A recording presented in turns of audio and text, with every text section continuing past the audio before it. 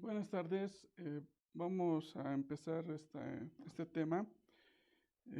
Bueno, volverles a repetir que los temas que hablamos, que damos en teóricas, intentan darles ciertos detalles, darles ciertos tips para que tengan más énfasis, más claro ciertas cosas que pasan en la práctica hospitalaria. De la misma forma, estamos recuperando esta teórica por los problemas que está atravesando el país y bueno, por favor, póngame atención. Recuperación posanestésica. Primero vamos a hacer un ejemplo, una idea de lo que pasa con un paciente que ha sufrido lesiones. Cuando un paciente ha sufrido un accidente, que ha sufrido lesiones, que se puede catalogar como un paciente traumatizado, pues obviamente las partes que están lesionadas, por ejemplo, la piel, puede haber una lesión cortopunzante, puede haber lesión en los tejidos, una reacción inflamatoria tisular, edema en los tejidos, tal vez fractura de algún hueso, hay una lesión microvascular, una lesión macrovascular, riesgo de sangrado, de hemorragia, ya sea hemorragia microvascular o hemorragia macroscópica. Entonces, este tipo de pacientes cuando sucede estos hechos, pues ¿a dónde les llevan? Les llevan a un lugar que le decimos el área de urgencias. Esa área de urgencias está equipada con dispositivos, monitores, oxígeno, etcétera, etcétera. También está equipado con medicamentos de urgencia y está con personal que está entrenado para afrontar este tipo de urgencias. Ya, ¿por qué consideramos esa idea? Porque en un ambiente quirúrgico, las cirugías también ustedes o todos tenemos que considerar que las cirugías también son un evento traumático.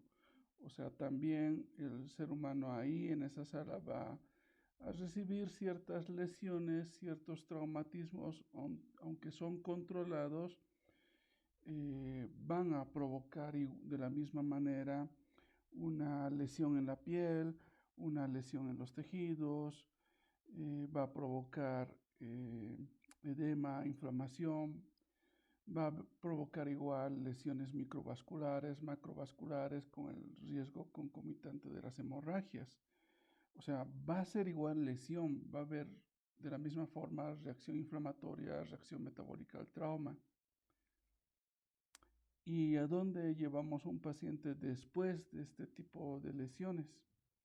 A un ambiente que le llamamos las unidades o las áreas de recuperación posanestésica.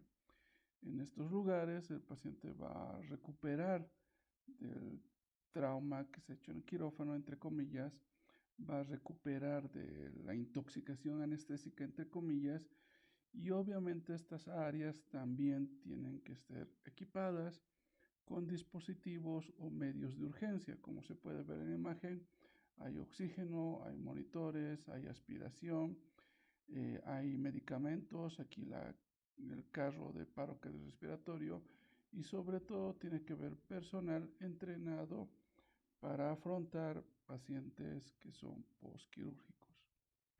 O sea, ¿qué es lo que les he querido idealizar? Que un paciente traumatizado va a haber una área especializada para afrontar esta situación. Un paciente traumatizado en estas circunstancias que llamamos quirófano va a ir a ser atendido después a una área de recuperación que le decimos área postquirúrgica o área postanestésica. Ya.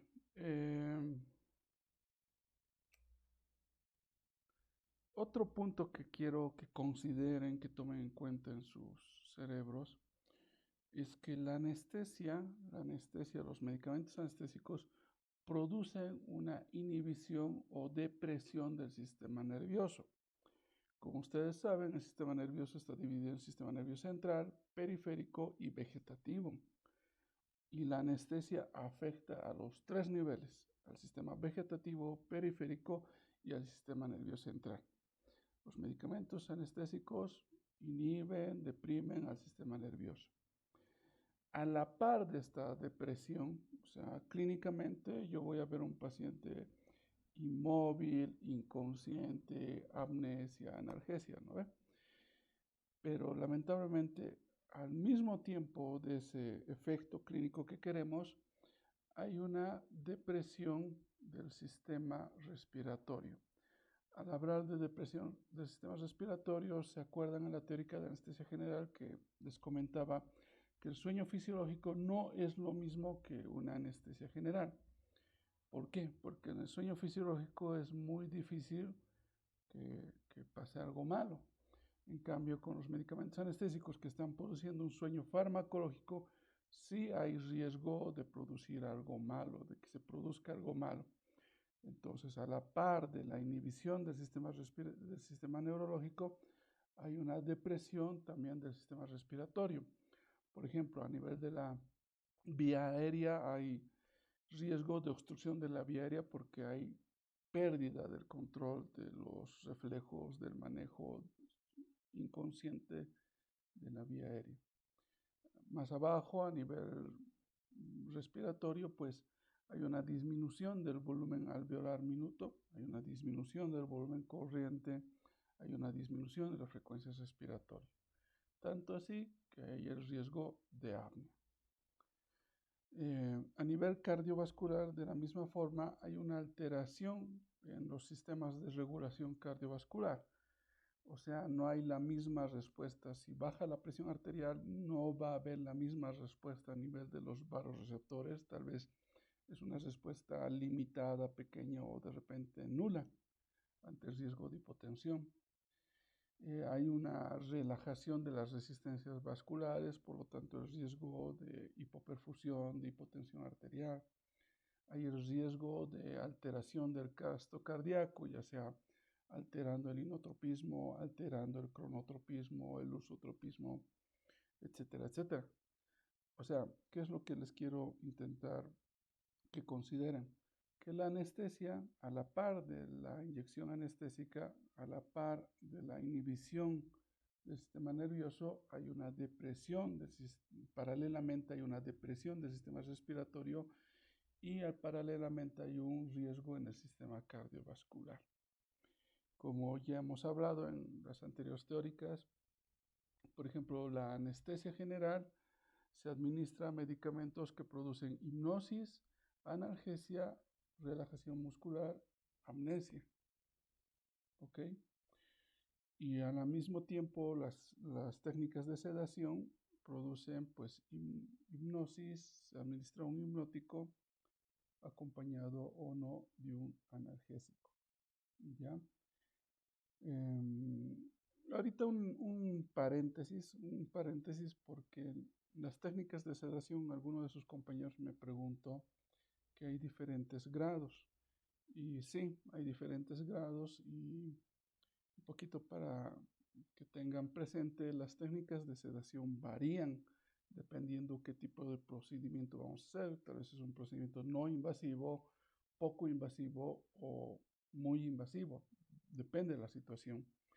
Entonces, las técnicas de sedación en general se clasifican como sedación superficial o también llamada pseudoanalgesia, en el que el paciente se coloca un analgésico o un hipnótico, pero el paciente no alcanza el sueño farmacológico, o sea, no es hipnosis. Solo lo hemos brindado más analgesia, le hemos brindado tal vez un tranquilizante para que esté más sosegado, más tranquilo, menos ansioso, menos adolorido. Sedación superficial.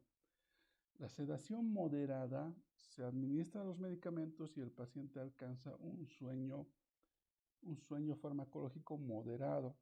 O sea que se duerme, pero es fácilmente despertable ante un estímulo táctil verbal o a un estímulo doloroso, leve. Y el otro es la sedación profunda. La sedación profunda se inyecta los medicamentos anestésicos y el paciente alcanza un estado de hipnosis, pero es difícilmente despertable. O sea que le hablas o le estimulas de forma táctil y el paciente no responde, no despierta. Estímulos dolorosos leves no lo despiertan. Tienen que ser estímulos dolorosos muy intensos, muy fuertes para que recién lo intenten recupere o intente despertar, ¿ya? Entonces, por qué hemos primero hablado de esta idea y luego hemos hablado de esta otra idea? Porque eh, los objetivos de la recuperación postquirúrgica, postanestésica, es que justamente el paciente recupere, eh, recupere el estado de conciencia y recupere la movilidad, o sea, que pueda mover sus piernas, sus manos, etc. Entonces, por eso, como objetivo en una recuperación es que recupere al sistema nervioso central. Entonces, ¿cuáles son mis objetivos secundarios? Que se despierte y que se mueva, ¿ya? Y como yo sé que me han explicado que a la par de la depresión del sistema nervioso central hay una depresión del sistema respiratorio, como objetivo secundario en recuperación tengo que evaluar y es necesario que mejore la calidad de la respiración. De la misma forma, como yo sé que ha habido un riesgo de alteración del sistema cardiovascular, en la sala de recuperación tengo que evaluar la parte cardiovascular o hemodinámica. ¿Ya? ¿Y cómo puedo recordar lo que tengo que hacer en unidades de recuperación? ¿Qué memotécnico me ayuda a saber qué tengo que hacer? Pues este memotécnico es un memotécnico que inicialmente se ha utilizado para los pacientes politraumatizados, que es el ABCDE de un paciente politraumatizado. Pero obviamente este contexto que estaba hablando aquí de politraumatizado se puede extrapolar tranquilamente a esta situación de un paciente postquirúrgico, entre comillas, postraumatizado, postanestesiado, para que no haya ningún tipo de efecto adverso. Entonces, repasando, un paciente postquirúrgico, me enfoco en el memotécnico ABCDE y primero tengo que evaluar el A. El A es vía aérea. Y como hemos hablado en las clases teóricas, ¿cómo se evalúa la vía aérea en un paciente? Primero, si mi paciente está inconsciente, me enfoco en la calidad de las respiraciones. Con el memotécnico miro, escucho, siento, el MES. Entonces, ¿qué miro? Miro la expansión torácica, miro la calidad de la respiración. No tiene que haber datos de esfuerzo respiratorio, las respiraciones tienen que ser profundas y no tiene que haber datos de dificultad respiratoria, o sea, entre paréntesis, uso de músculos respiratorios accesorios. Escucho, puedo poner el estetoscopio para escuchar sonidos respiratorios normales en los campos pulmonares o puedo acercar mi oído para escuchar la exhalación del paciente. Siento, puedes poner la palma de tu mano en el tórax del paciente o más o menos por donde es el diafragma y sentir el movimiento respiratorio. O puedes poner tu mano a la altura de la boca nariz del paciente para sentir de la misma forma su exhalación. ¿Ya? Entonces, como hemos hablado en la teórica de manejo de vía aérea, si veo que un paciente está respirando mal, lo primero que tengo que descartar que sea un problema de vía aérea, de una obstrucción de vía aérea. Y si es lo contrario, si veo que está respirando bien, entonces posiblemente la vía aérea esté permeable. Ya. Después del A, me enfoco en el B, que es B. B es respiración. Entonces, ahí otra vez tengo que hacer una evaluación en la parte respiratoria. O sea, es como que 2 veces hacemos la evaluación en la parte respiratoria. Pero ahí me concentro más que todo en la parte tal vez intratorácica. ver la frecuencia respiratoria, inspeccionar el tórax, escuchar tal vez movimiento vesicular. Y como es un paciente postquirúrgico, entre comillas, postraumatizado, de igual forma se administra oxígeno suplementario.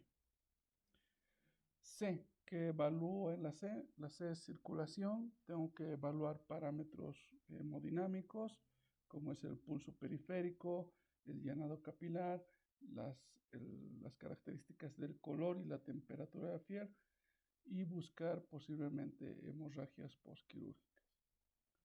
D es estado neurológico, o algunos autores le ponen déficit neurológico.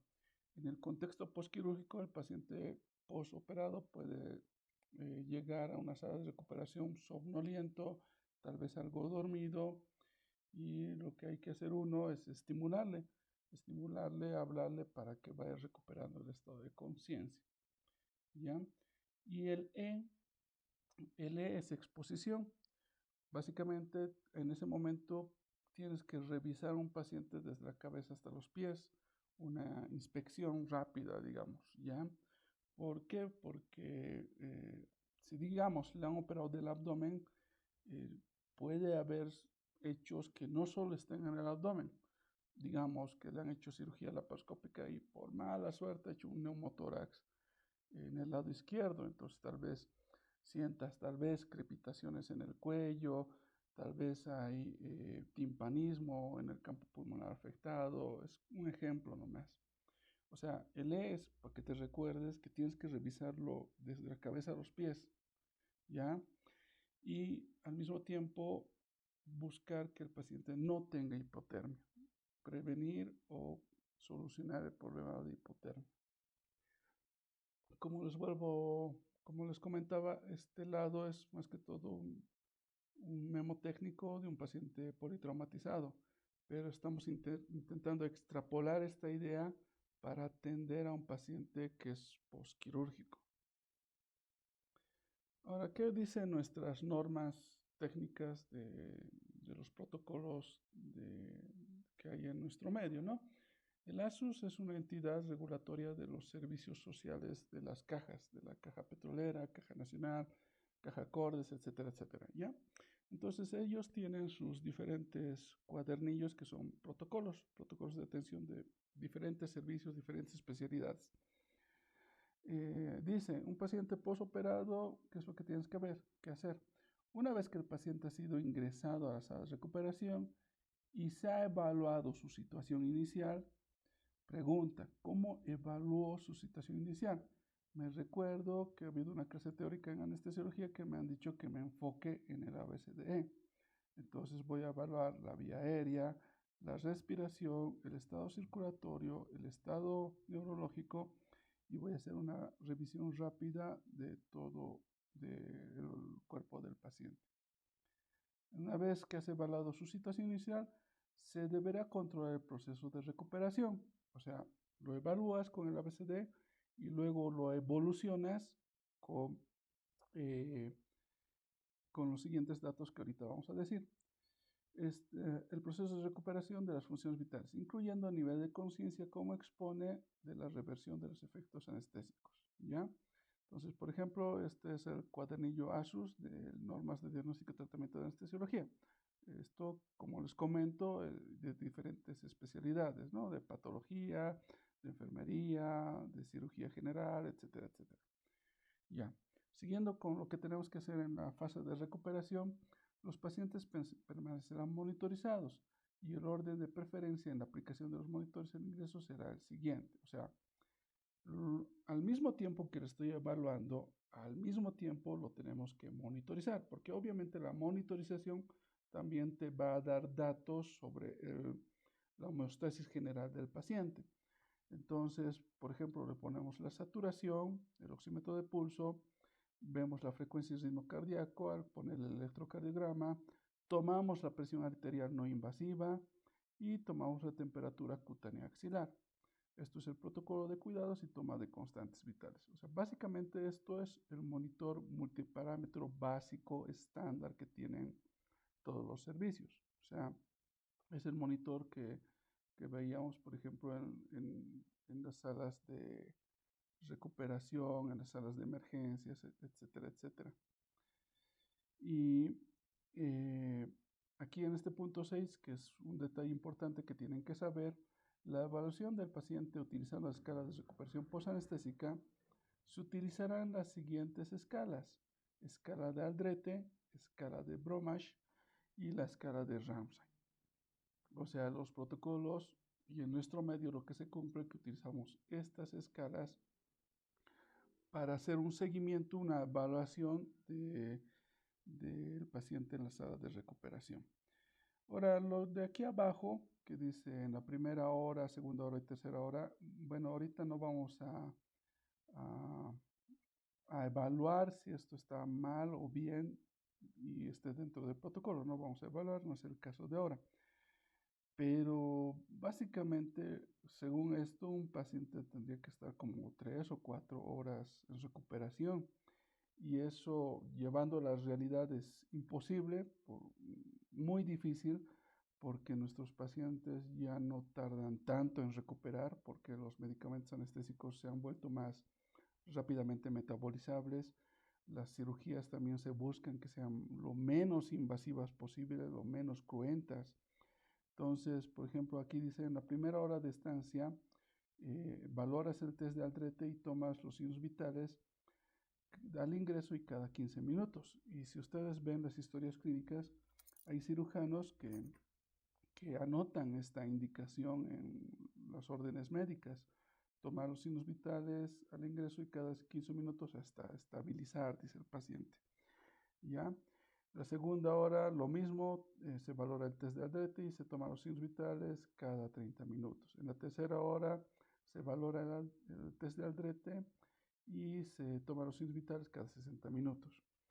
Les voy a repetir, el afán de mostrarles esto no es hacerles dudar lo que tenemos que hacer, pero en la experiencia actual esto como que no se cumple porque las técnicas quirúrgicas y anestésicas han mejorado y podemos sacar de un paciente de recuperación mucho más rápido que a comparación, me imagino, que antes. Ya, vamos a ver la escala de Aldrete. Entonces, como ya saben que la norma dice que un paciente posoperado hay que evaluar la escala de Aldrete para fijarse cómo va recuperando, entonces obviamente tenemos que ver qué tiene la escala de Aldrete. Bueno, para comentarles, hay un Aldrete original y hay una escala de Aldrete modificada. La escala de Aldrete original tomaba en cuenta en este punto la coloración de la piel, ¿ya? Y ese punto, ese acápite se ha cambiado a este acápite que es la saturación arterial tomado por el oxímetro de pulso. Ya esa es la única diferencia. Ya, la escala de Aldrete modificada tiene 5 acápites.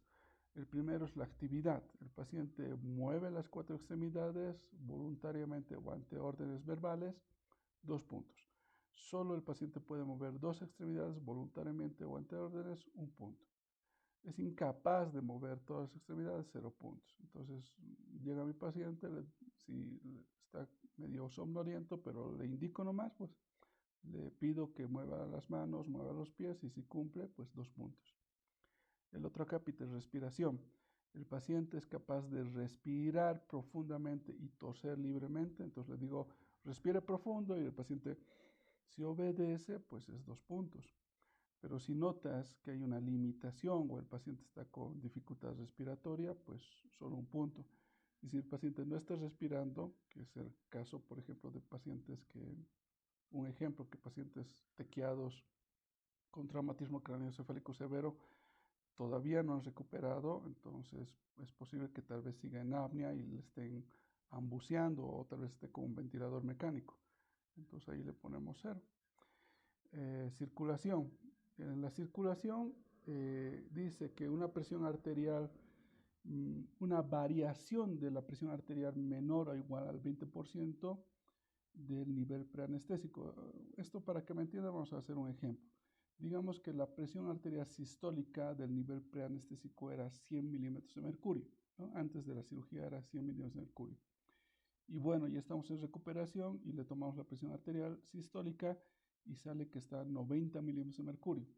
¿Cuánto ha habido de variación? Pues ha habido un 10% de variación. Entonces, como es menos del 20%, pues se da un puntaje de 2.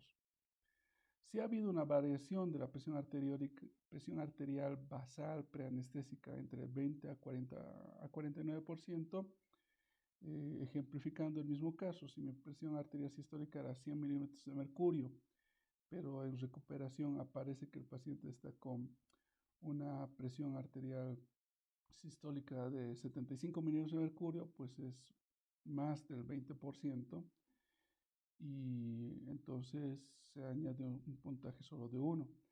Y la tercera oración, una variación de la presión arterial arriba del 50%. Por ejemplo, mi paciente estaba con una presión arterial sistólica del 100% y aparece con una presión arterial sistólica de 40 milímetros de mercurio, o sea, está hipotenso. Entonces, por lo tanto, el puntaje es 0. El estado de conciencia, el otro acápite. Un paciente completamente despierto, o sea, que te habla, te obedece, etc. 2 puntos. Un paciente que está somnoliento, pero se despierta cuando le hablas, 1 punto. Un paciente que no responde, o sea, le estimulas, le hablas, le tocas, pero no responde, pues 0. La saturación arterial periférica de oxígeno. Si un paciente es capaz de mantener la saturación arriba del 90% con aire ambiente, o sea, no tiene un aporte de oxígeno y lo mantiene en el monitor, es 2 puntos. Si el paciente necesita mantener la saturación arriba del 90%, pero con una fuente de oxígeno, o sea, bigotera, máscara facial, etc., entonces es 1 punto.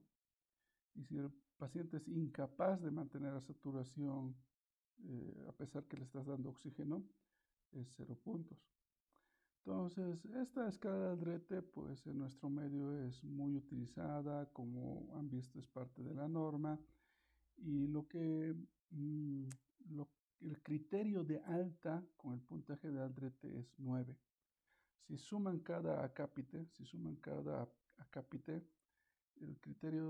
el puntaje más alto es 10, ¿ya? Entonces se considera como alta de una unidad de recuperación que el puntaje de Aldrete esté entre 9 o 10 puntos para que pueda volver a su cama hospitalaria. Otra escala, la escala de Bromach. La escala de Bromach es sobre todo para evaluar los bloqueos neuroaxiales. Como me imagino que han dado la teórica de anestesia regional, me imagino que han dado esa teórica en vivo y en directo. La anestesia regional neuroaxial, por ejemplo, es el bloqueo subaracnoideo, el bloqueo peridural y el bloqueo sacro o bloqueo caudal. Entonces, esas técnicas neuroaxiales pues bloquean la parte sensitiva, o sea, no va a haber dolor en el paciente, pero a la par bloquean también la parte motora, o sea, el paciente no va a poder mover sus piernas, sus extremidades inferiores. Entonces, cuando digamos, mi paciente ha sido operado de cesárea y le hacemos un bloqueo neuroaxial, sale a la unidad de recuperación, entonces le pedimos que mueva los pies. Si el paciente es incapaz de mover los pies, las rodillas, o sea, no mueve, como el muñequito de aquí abajo, entonces le decimos que es un Bromach 1. O sea, no va a salir todavía de recuperación, no es criterio de alta. Bromach 2 decimos cuando el paciente es capaz de solo mover los pies, pero no mueve la pierna, las rodillas, tampoco el muslo o la cadera. Tampoco es criterio de alta. Bromach 3. El Bromach 3, el paciente ya es capaz de mover los pies, las piernas y las rodillas, pero todavía no puede mover el muslo completamente o mover la articulación de la cadera. Y Bromach 4, pues el bloqueo ya es casi nulo. El paciente es capaz de mover pies, rodillas y la articulación coxofemoral. Entonces ya mueve. Entonces el criterio de alta es Bromach 4. La escala de Ramsay. La escala de Ramsay utilizamos sobre todo para pacientes sedados, o sea que se ha hecho una técnica de sedación y este paciente pues después del procedimiento hay que ver cómo responde. Las técnicas de sedación son obviamente menos medicamento, en teoría son menos riesgosas, entre comillas, y pues para saber si un paciente posedado ya se puede dar de alta, pues utilizamos esta escala. Comentarles que no es la única escala de posedación. En terapia intensiva manejan otras escalas como la escala RAS. En emergencias también manejan otro tipo de escalas, ¿ya? O sea, hay varias escalas para este asunto. Y la escala de Ramsay, pues es la más popular y la más utilizada en nuestro medio. Entonces, si decimos que mi paciente está ingresando con Ramsay 6, Ramsay con puntaje de 6, el paciente pues está sin respuesta, o sea, está dormido y le estimulamos dolor, le hablamos, le molestamos, le tocamos y no hay respuesta. Ramsay 6. En cambio, si decimos puntaje de Ramsay 5, el paciente está dormido, pero al provocar un dolor, un estímulo doloroso intenso, sí hay respuesta.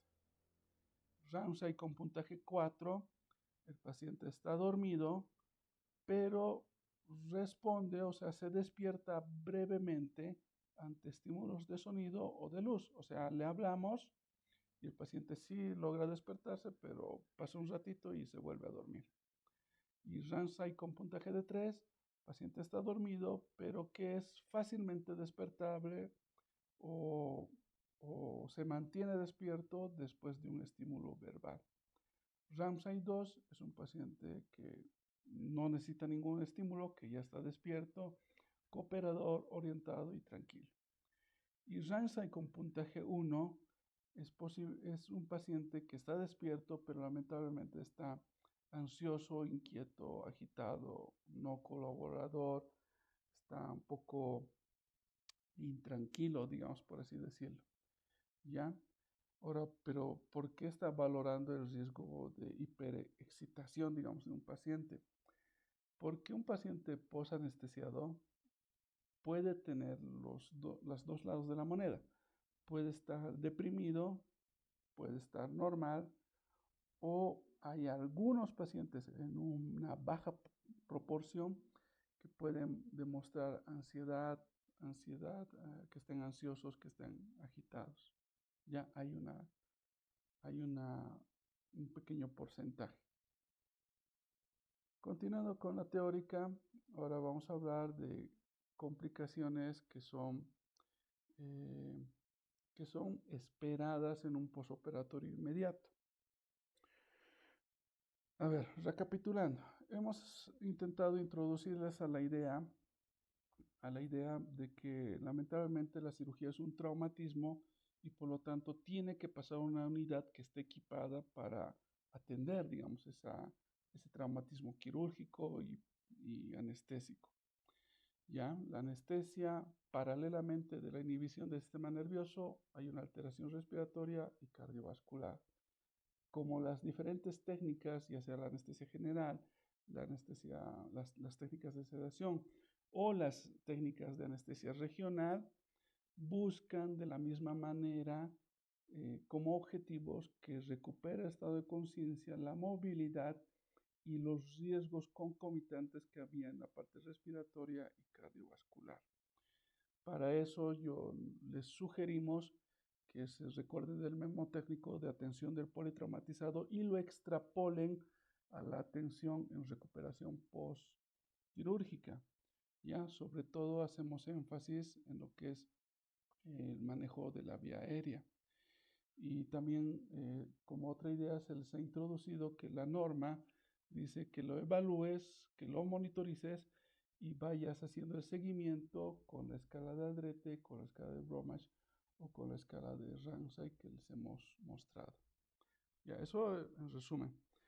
Ahora, la parte de las complicaciones esperadas en cualquier posoperatorio son la hipotermia, náuseas y vómitos posoperatorios, la somnolencia y el dolor posoperatorio. Ya, entonces vamos a empezar primero con lo que es las náuseas y vómitos. Pacientes que son operados de cualquier procedimiento quirúrgico, digamos neurocirugía, torácica, cirugía de abdomen, cirugía traumatológica, etcétera, etcétera, sedados pueden experimentar náuseas y vómitos posoperatorios. Se recuerdan que en la teórica de anestesia general les decía que la anestesia general es como hacerles tomar bebida alcohólica. Extrapolando esa idea, pues un paciente post-anestesiado sería como un paciente que está post-bebidas alcohólicas, o sea que entre comillas está como de chaki. Entonces es una posibilidad de que un paciente post-chaki esté con náuseas y vómitos. Y en el contexto quirúrgico, pues un poquito de por qué puede haber náuseas y vómitos. Hay diferentes factores que pueden ver del paciente. O sea, hay personas que tienen más predisposición a que tengan náuseas y vómitos. Por ejemplo, entre varones y mujeres se considera que las mujeres tienen más riesgo de que presenten náuseas y vómitos. También hay factores como medicamentos. Cuando se utilizan opioides, por ejemplo, unas buenas concentraciones de opioides aumenta el riesgo de náuseas y vómitos. También hay factores quirúrgicos, por ejemplo, hay cirugías que son más, que producen más náuseas que otras. Y ahí los que ganan son las cirugías de otorrinolaringología, las cirugías que tocan pues la garganta, las amígdalas, nariz, etcétera. Las cirugías otorrinolaringológicas pues tienen mayor riesgo de náuseas y vómitos. Y factores posoperatorios, como por ejemplo, tal vez cirugías ginecológicas que ha habido tal vez mucho edema, muy difíciles, tienen cierta tendencia igual a tener náuseas y vómitos posoperatorios.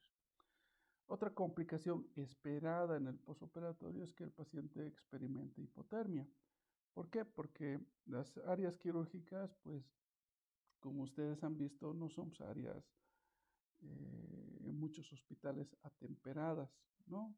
Los materiales, el piso, las paredes, el techo tienen que ser fácilmente lavables para desinfectar, para cuidar las infecciones postquirúrgicas.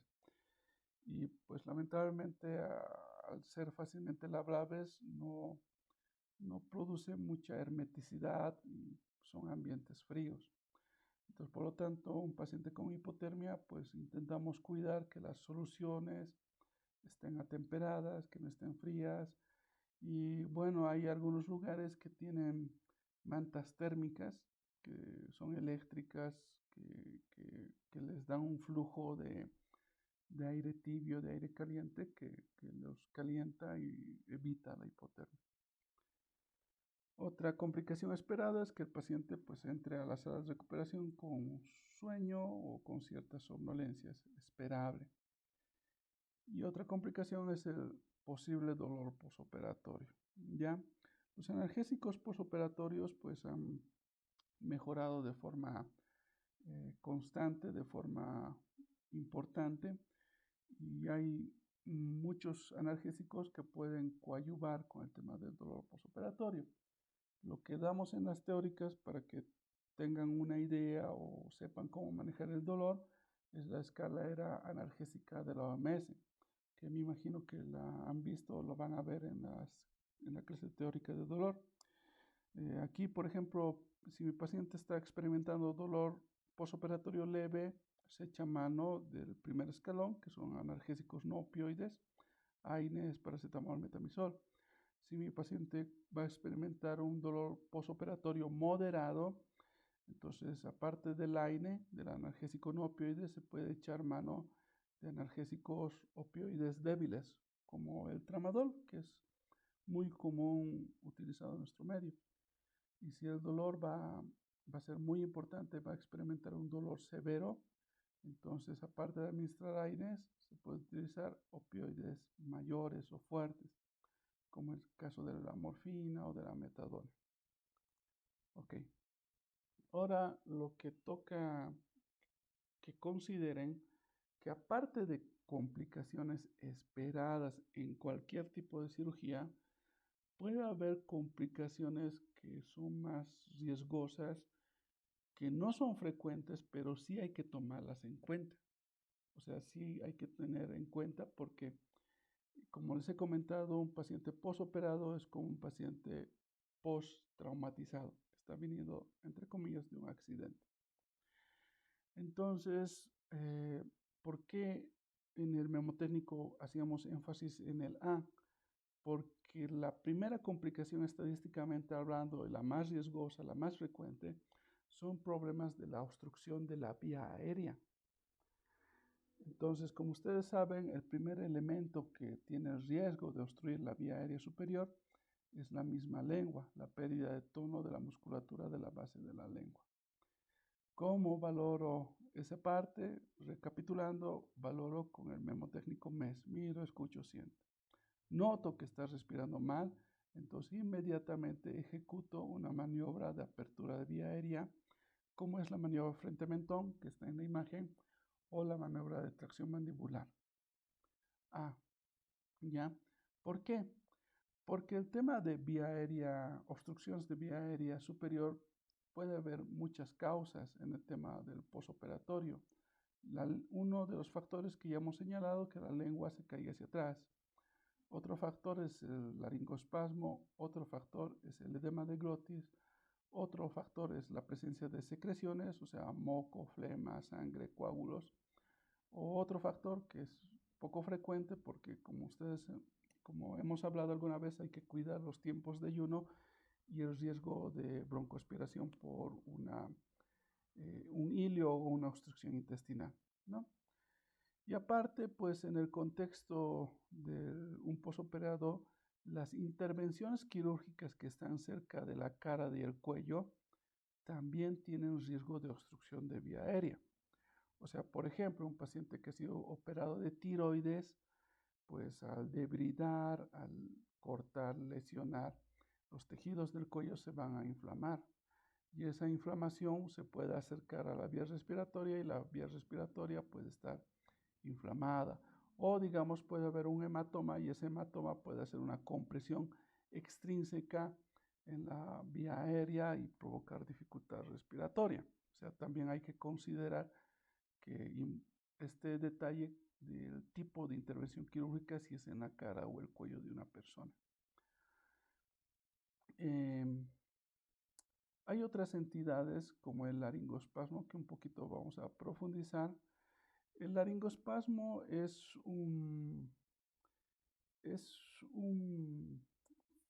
una entidad que se debe a un arco reflejo de la laringe. Para que me entiendan la situación grave de esta entidad, imaginen que es un paciente que está siendo ahorcado por dentro del cuello. O sea, es como que te ahorcas tú mismo, pero por dentro. El laringoespasmo, las cuerdas vocales, o sea, el área glótica, se cierra de una forma abrupta, intensa, fuerte, y obviamente si está muy cerrado, pues no te deja respirar. Por eso les hacía el ejemplo de que es como que te ahorcas, pero por dentro. ¿Cómo se ha producido este laringoespasmo? Como les estaba comentando, es un reflejo. ¿Reflejo ante qué estímulo? Puede ser saliva, puede ser detritus alimenticio, puede ser coágulo, algún moco que caiga hacia atrás y como el paciente estaba en fase de recuperación y no controle la intensidad del reflejo y lo cierre completamente, ¿ya? Entonces, el laringoespasmo puede ser parcial o puede ser completo. ¿Se acuerdan que cuando damos la teórica de vía aérea superior, la obstrucción puede ser parcial? Les decía, hay datos de dificultad respiratoria y clínicamente vas a escuchar un sonido raro, o sea, una respiración ruidosa. Puede ser ronquidos, puede ser estridores. O sea, un sonido que no es usual, no es normal. Y si más o menos estamos infiriendo que es una obstrucción de la vía aérea, entonces le decimos que es una obstrucción parcial. Y lo contrario, si la obstrucción es total, hay un cese del flujo de aire, o sea, no hay flujo de aire, no hay flujo de oxígeno. Y por lo tanto no hay ningún tipo de sonido, o sea, no hay sonidos malos y tampoco hay sonidos buenos, no hay el murmullo vesicular, digamos. Y obviamente acompañado también con datos de dificultad respiratoria. El laringoespasmo generalmente, como todas las causas de obstrucción de vía aérea, produce una obstrucción parcial generalmente. Pero hay casos que se han visto que puede producir una obstrucción completa, total. Y la forma de diagnosticar esa situación es con el mnemotécnico MES y recordarse este detalle. Entonces, veo que mi paciente está respirando mal, tal vez estoy escuchando estridor laringio y ya es una obstrucción parcial, ¿qué hago? O lo contrario, o más profundo. Veo que está respirando mal y se está empezando a poner cianótico y como que no está respirando. Y si alguien es suficientemente rápido, escucha los campos pulmonares y no le escucha nada. Entonces, ¿qué hago con este laringoespasmo parcial o completo? Le abro la vía aérea con una maniobra manual y le aumento la fracción inspiratoria de oxígeno. Entonces, ¿qué maniobras manuales de vía aérea conozco? La maniobra frente mentón y la tracción mandibular. Aquí yo personalmente les aconsejo que hagan la tracción mandibular, porque a lo que he visto que hay mayor respuesta con la tracción mandibular a comparación de la maniobra frente mentón en este contexto del laringoespasmo. Y también al mismo tiempo le tienen que aumentar la FiO2, o sea, le aumentan el flujo de oxígeno en el flujómetro o caudilímetro y esperan, o sea, observan que el paciente vaya liberando el laringoespasmo, o sea, las cuerdas vocales que estaban cerradas van a irse abriendo y al mismo tiempo va a mejorar la respiración. O sea, le hago la maniobra manual, le aumento el oxígeno y en el 90% de los casos el paciente libera el espasmo y mejora la respiración. Ya, esto lo que estoy hablando no es un tema que pasa en varios minutos o en horas. Es un tema muy agudo, muy de urgencia que en ese rato se van a dar cuenta y en ese rato hay que aplicar las medidas correctivas para que libere. ¿Qué pasa en el 10% de los casos que un paciente no abre el laringoespasmo? Entonces ya le he hecho la maniobra manual, ya le he aumentado oxígeno y como que pasa el tiempo y como que no vemos que esté mejorando. Entonces rápidamente le pedimos a la enfermera o a nuestro compañero que le inyecte lidocaína endovenosa. Ya, ¿qué es la lidocaína? La lidocaína es un anestésico local, pero al ser inyectado de forma endovenosa, sirve para tratar ciertas taquiarritmias, ¿ya? Pero también al ser inyectado de forma endovenosa, la lidocaína disminuye el arco reflexógeno del laringoespasmo, o sea, disminuye su reactividad. Al disminuir esa reactividad, el paciente empieza a liberar el espasmo. ¿A qué dosis de lidocaína endovenosa? Generalmente en nuestro medio utilizamos de 1 a 1.5 miligramos kilogramo peso. Otra opción, aparte de la lidocaína, es volverle a hacerle dormir al paciente. O sea, digamos, mi paciente estaba somnoliento y es como que se atora, como es que escuchas un sonido anómalo, que es el estridor laringio.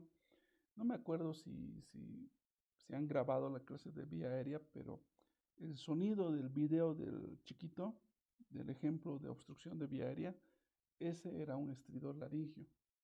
Entonces, si escucho algo parecido o de repente obstrucción completa, no escucho nada, noto que está empezando a desaturar, que se está poniendo cianótico, y le hago la maniobra manual, le aumento el oxígeno y veo que no está pasando nada, no está saliendo, vale que se le puede inyectar propofol a una dosis hipnótica. Más o menos las dosis hipnóticas varían entre 0,25 a 2 miligramos kilogramo peso. Entonces le inyectamos endovenoso lo volvemos a hacer dormir y al dormir otra vez empieza a liberar, empieza a ya tal vez a liberar el tema del laringoespasmo.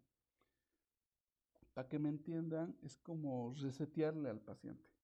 Estaba volviendo al estado de conciencia, pero ocurre algo, se atora, laringoespasmo, y, y vemos que no está saliendo, lo volvemos a hacer dormir, entre comillas, lo volvemos a resetear para que cuando esté volviendo a emerger de la sedación, abra nuevamente, abra el tema de la glotis y ya no haya laringoespasmo. Otro medicamento que se puede echar mano, que lamentablemente ya no hay mucho, a lo que noto que ya no hay mucho en nuestro medio, es la succinilcolina. ¿Qué es la succinilcolina? Es un relajante muscular de corta duración. O sea, más o menos su duración dura entre 30 a 5 minutos. La dosis de intubación de la succinilcolina, por si no han revisado las técnicas de intubación que les he dicho que revisen, es más o menos 1 a 2 miligramos kilogramo peso. ¿Ya? Pero en esta ocasión no es que le esté queriendo intubar, sino estoy queriendo que libere el espasmo. La dosis se reduce. La dosis es el 25% de la dosis de intubación. O sea, más o menos entre 0,2 a 0,5 de la dosis de intubación. O sea, una dosis pequeñita, 10, 20 miligramos, para que se relaje el paciente un poco y libere el espasmo. ¿Y por qué inyectarle una dosis pequeñita? Porque quiero que no haya mucha afectación a los músculos respiratorios porque el paciente necesita respirar por sí solo. ¿Ya? Pero si no se acuerdan, pues de repente tal vez puedan hacer una dosis de intubación y luego ventilar al paciente. O sea, ¿por qué nos está hablando de volverle a hacerle dormir a un paciente o de repente volverle a paralizar? Porque la idea de volverle a hacerle dormir o volverle a paralizar es que libere esta entidad que puede llegar a ser mortal.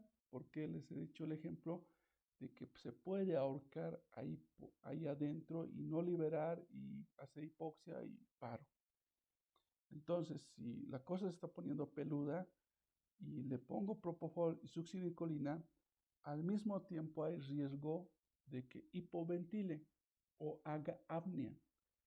Entonces, si hace apnea y está hipoventilando, entonces yo puedo echar mano de una ventilación asistida, que esto tiene ciertos detalles que ojalá lo hablemos en reanimación cardiopulmonar, y lo ventilamos de forma manual para que, aparte de tal vez ayudar a abrir este espacio, podamos oxigenar al paciente y no haga hipoxia, porque al ventilarle estoy luchando contra la hipoventilación y el apnea y estoy mejorando el riesgo de hipoxemia arterial.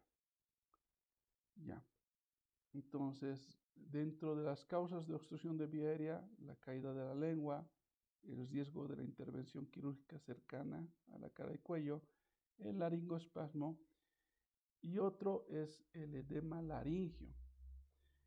El diagnóstico diferencial, uno, cuando tiene un paciente que está con estridor laringio, pues se puede pensar que es laringoespasmo o se puede esperar o se puede pensar también que es un edema laringio. ¿Y cuál es la diferencia? Pues el laringoespasmo es un reflejo. En cambio, el edema laringio es una hinchazón, una tumefacción, una edematización del área glótica. La gran mayoría de casos es el laringoespasmo, casi un 99%, digamos, es el laringoespasmo. Es muy frecuente este tema. Pero el edema de glotis no es frecuente, ya es raro, pero su tratamiento es diferente. Porque aquí no es que tenga que liberar, porque es un reflejo que lo ha cerrado. Aquí el tema es que hay que deshincharlo. ¿Y cómo se deshincha? Pues para empezar, noto que un paciente está respirando mal, escucho tal vez el estridor laringio o de repente es una obstrucción completa, hago la maniobra manual, le aumento el oxígeno. Pienso que es un edema de glotis, Entonces, el tratamiento de ese edema es utilizar corticoides de acción inmediata, como es la hidrocortisona o la metilprednisolona. ¿Ya? En nuestro medio lo que más hay es hidrocortisona. Se administra el tratamiento de corticoide de hidrocortisona para disminuir esta tumefacción. Y tal vez en lo posterior, un poco más tranquilo, se puede hacer nebulizaciones con adrenalina. Pero ¿cómo yo sé que es este o es este? El antecedente hay que ver. Si hay un antecedente que la intubación ha sido muy difícil, muy tórpida, muy torpe, o la extubación ha sido difícil, ha sido muy tórpida, muy torpe, o ha sido una intervención quirúrgica cerca del área glótica, o sea, cirugías de cara y cuello, entonces por el antecedente uno puede pensar que es esto. ¿Me entienden? El contexto hay que verle. Y si yo pienso que es esto, le administro los corticoides. ¿Ya? Hay muchos anestesiólogos, ahí viene el tip, que cuando no saben qué es, aplican el tratamiento para esto y al mismo tiempo aplican el tratamiento para esto. O sea, digamos, se inyecta lidocaína y al mismo tiempo se inyecta el corticoide, la hidrocortisona. ¿Entienden? Ya. Pero como les comento, esta entidad es muy infrecuente. Siguiendo con las complicaciones respiratorias, en esta diapositiva, puedo ver un paciente que está respirando lento o muy superficial. Por eso tengo que evaluar constantemente el memotécnico MES. Ahí se puede pensar que es una depresión respiratoria central, o sea que sigue circulando analgésicos opioides, hipnóticos, algo que esté afectando al centro respiratorio. Esto se soluciona esperando o de repente si podemos hacer algún antagonista, como el caso de naloxona en los opioides. Y hay veces que tal vez puede haber, esta hipoventilación se puede deber a que sigue habiendo una parálisis respiratoria periférica, o sea, que sigue circulando concentraciones de relajantes musculares. Para eso se puede esperar, o sea, mucha observación, mucho estar con el paciente, o también se puede colocar algún antídoto o antagonista, como es el caso del Sugamadex, con relación con la administración del rocuronium, ¿ya? Pero aquí le pones oxígeno, ya, haces maniobra manual y esperas que vaya mejorando su respiración y tal vez echar mano de algún antídoto o antagonista. Ahora, ¿se acuerdan que el memotécnico que hemos hablado es el ABCD, ¿no ve? Y en el B se les pide otra vez revisar el tórax y darle oxígeno. Entonces, ahí mismo se puede también pensar en patologías que más que todo están a nivel intratorácico, como es el caso del neumotórax a tensión o el hemotórax. ¿Se acuerdan de la triada del neumotórax a tensión? Tal vez también la triada del taponamiento cardíaco, etcétera, etcétera.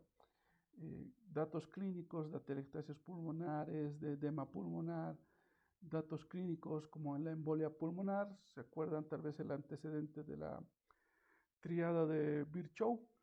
Que es estasis sanguínea, lesión endotelial o riesgo de hipercoagulabilidad del paciente, como es el caso de los pacientes poliglobúlicos, de ejemplo. El riesgo de broncoaspiración, ¿no? Que lamentablemente al intubar o al inducir la sedación, pues el paciente pues, ha regurgitado y se ha broncoaspirado. Ahí me estaba olvidando de este punto del broncoespasmo. El broncoespasmo, como ustedes saben, pues clínicamente se asocia con roncus o sibilancias, colocando el estetoscopio en los campos pulmonares. Tratamiento, broncodilatadores, salbutamol.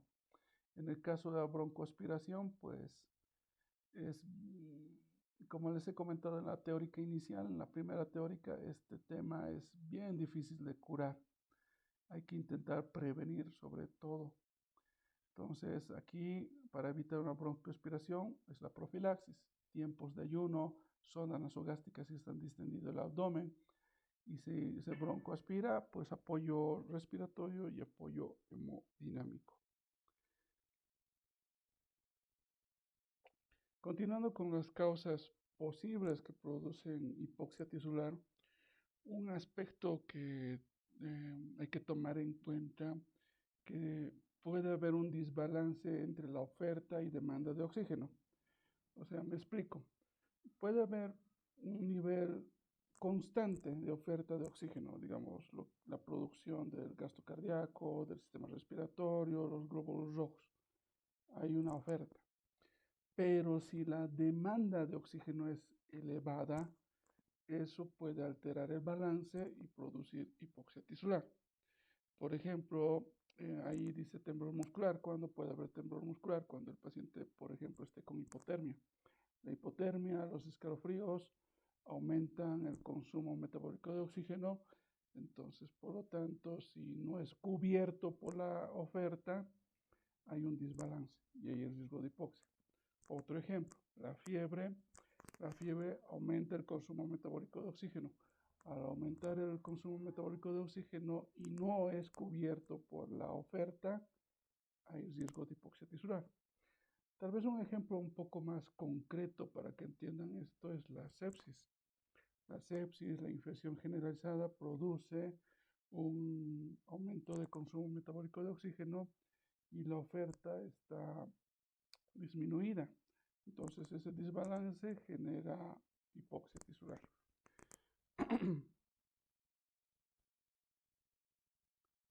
Dentro de otras complicaciones posibles a tomar en cuenta es a nivel cardiovascular.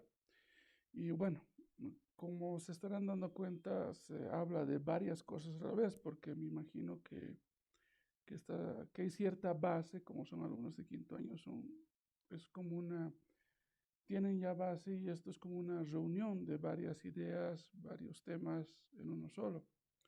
Un paciente posoperado puede experimentar tanto hipotensión arterial como hipertensión arterial. Dentro de las causas de la hipotensión arterial, pues puede ser la hemorragia, la hipovolemia, alteración cardíaca, taponamiento cardíaco, la sepsis, insuficiencia de la corteza suprarrenal. Entonces, cada uno tiene su fisiopatología, ¿verdad? Que puede ser por una disminución del volumen, una disminución del inotropismo, una relajación de las resistencias, etcétera, etcétera. Y cada uno con su fisiopatología y su enfoque en la terapéutica. Causas de hipertensión arterial, la hipoxemia en fases, digamos, iniciales, la hipercapnia, el dolor agudo, la hipotermia, la retención urinaria aguda y una sobrecarga de volemia. Ya cada uno de la misma manera con su fisiopatología y con su enfoque terapéutico. Trastornos del ritmo cardíaco. O sea, está hablando en este punto del riesgo de bradiarritmias o taquiarritmias. Puede haber bradiarritmias o taquiarritmias por diferentes causas. Ejemplo, desequilibrio hidroelectrolítico, como el caso de las hipo o hiperpotasemias, la misma hipoxemia, hipercapnia, acidosis o alcalosis metabólica, intoxicación por algunos medicamentos, por ejemplo, intoxicación por digitálicos y los mismos síndromes coronarios, ¿no? Infarto, la isquemia miocárdica, el infarto del miocardio. Eventos agudos a nivel cardiovascular, también la embolia pulmonar, ¿no? Que se presenta con hipotensión, arritmias, a veces dolor pleurítico, etc. Cada uno con su fisiopatología y su enfoque. Aquí, por ejemplo, en estas diapositivas muestra, ¿no?, cómo la bradicardia en un manejo inicial hay que uno establecer si hay una alteración hemodinámica, si hay inestabilidad hemodinámica. Lo mismo las taquiarritmias. Las taquiarritmias, lo primero que hay que establecer es que hay una alteración hemodinámica o no. Se llama alteración hemodinámica cuando un paciente que está con una bradicardia o taquicardia presenta alteración del estado mental, angina de pecho o hipotensión arterial o algún dato de shock. Lo mismo aquí. Y cada uno con su diferente enfoque terapéutico. Ya, en este punto, pues, ya hemos visto posibles complicaciones respiratorias, posibles complicaciones hemodinámicas, y ahora toca hablar de posibles complicaciones neurológicas en el contexto de un posoperatorio. Noten que estoy hablando de cosas generales. Hay ciertas circunstancias muy específicas dependiendo de la cirugía. Por ejemplo, un ejemplo clásico es la resección transuretera de próstata. La resección transuretera de próstata, por la técnica como se realiza ese tipo de cirugías, hay mucho riesgo, por ejemplo, de hiponatremia o sobrecarga volumétrica. Eso tiene su explicación, tiene su patología. Si alguien está interesado, pues hay que ir a buscar información. Aquí, de forma general, las complicaciones neurológicas que se han anotado, la estadística dice que puede haber síndromes de agitación, de hiperexcitabilidad, confusión, ansiedad, etc. Entonces, ¿cuáles son las posibles causas? Dolor agudo postoperatorio, hipoxemia, hipercapnia, retención urinaria aguda, deshidratación, hiponatremia, delirio, psicosis, crisis tirotóxica, ¿no? Como posibles causas. Y aquí un poquito vamos a hacer un poquito más de énfasis. Y problemas en el retraso del despertar del paciente. Es un paciente que tarda en despertar. Bueno, si un paciente, lo primero que se piensa en un paciente que está tardando en despertar es que es un paciente que es sensible a los anestésicos. Aquí han puesto sobredosis anestésica. Entonces, este punto como que vamos a agarrar con comillas, porque no es tanto así un criterio adecuado, un criterio médico adecuado, ¿ya? Pero dejando aparte que el paciente sea sensible a los anestésicos, o sea que se le inyecte algo y pues le lleve a una hipnosis muy profunda, a un estado anestésico muy profundo y tarde en despertar, eso ya es una respuesta idiosincrática que ahorita un poquito más a fondo vamos a tocar. Pero aparte de esa opción, hay otros factores que son más metabólicos y que sí son algo frecuentes y que hay que tomar en cuenta. Por ejemplo, aquí ponen hiperventilación excesiva. A lo que se está refiriendo es que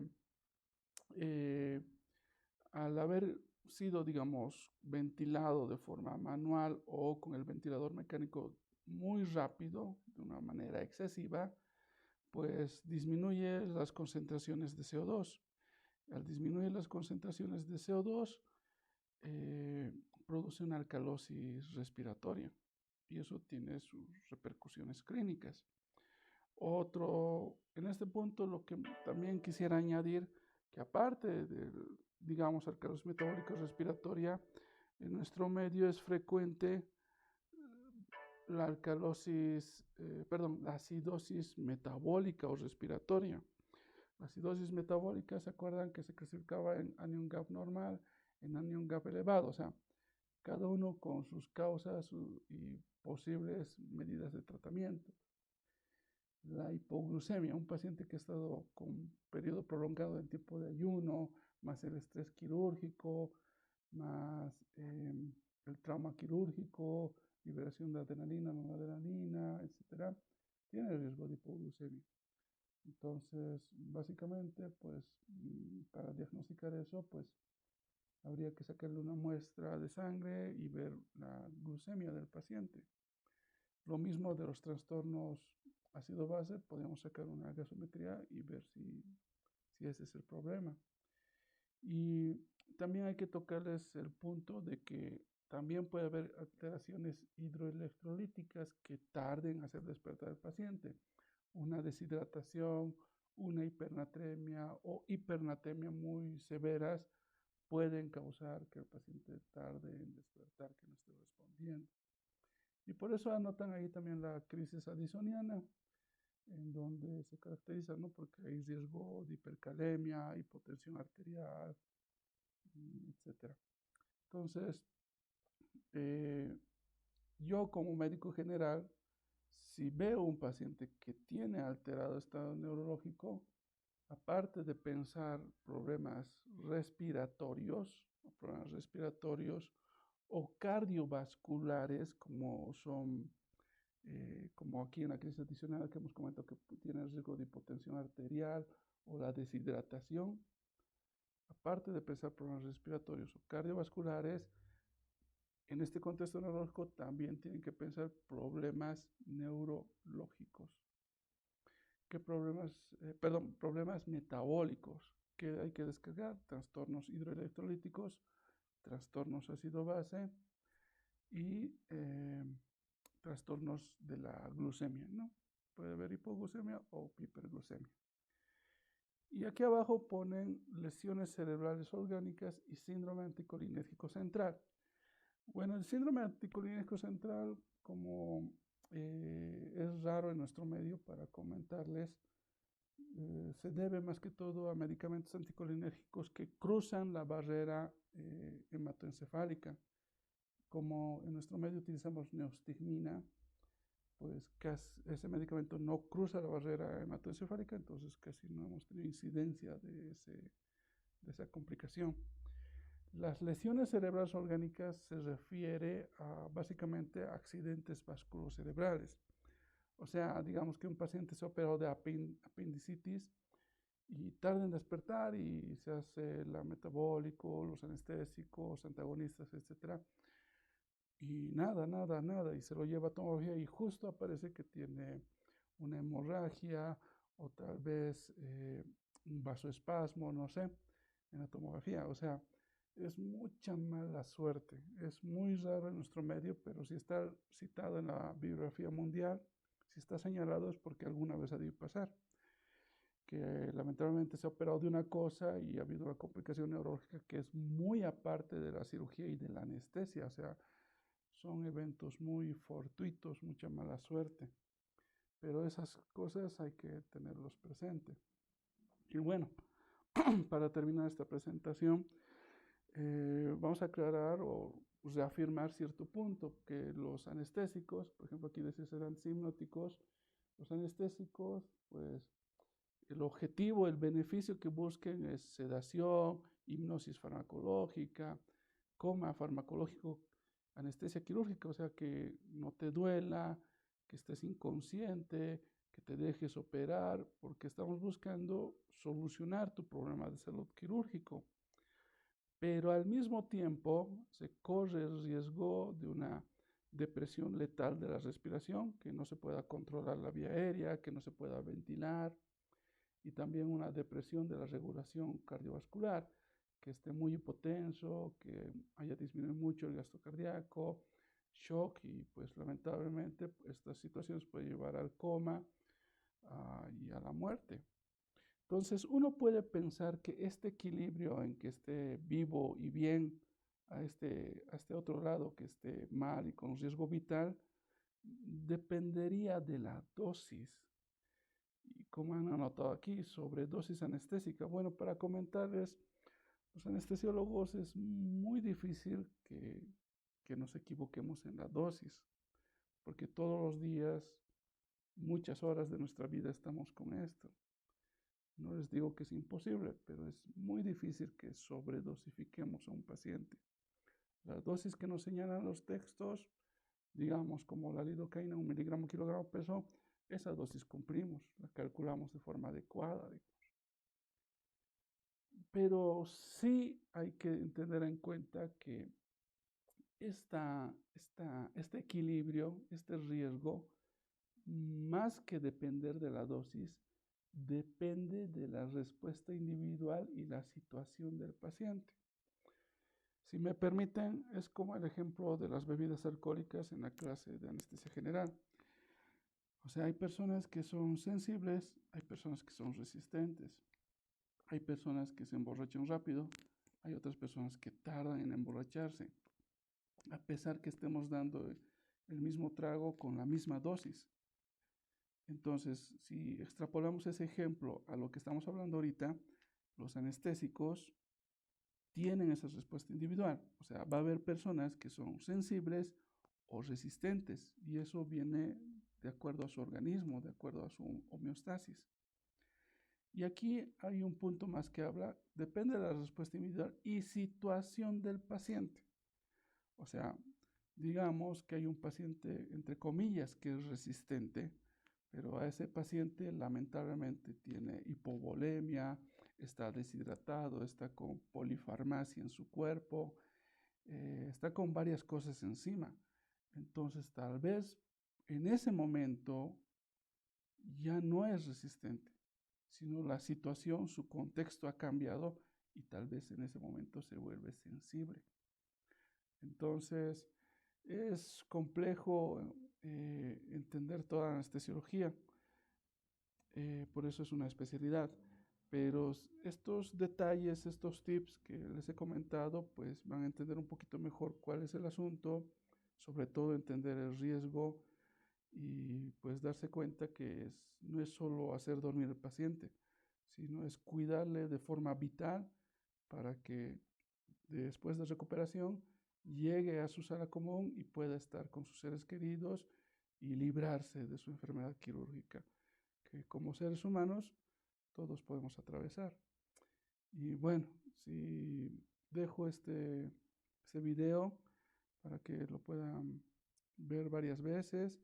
Si tienen alguna duda, su representante del grupo tiene mi número, me pueden escribir, me pueden llamar para preguntarme sobre este tema o sobre cualquier tema de anestesiología porque es necesario que ahorita limen ciertas cosas para tener una idea clara de lo que hacemos en la práctica médica. Con eso me despido. Muchas gracias por su atención. Hasta luego.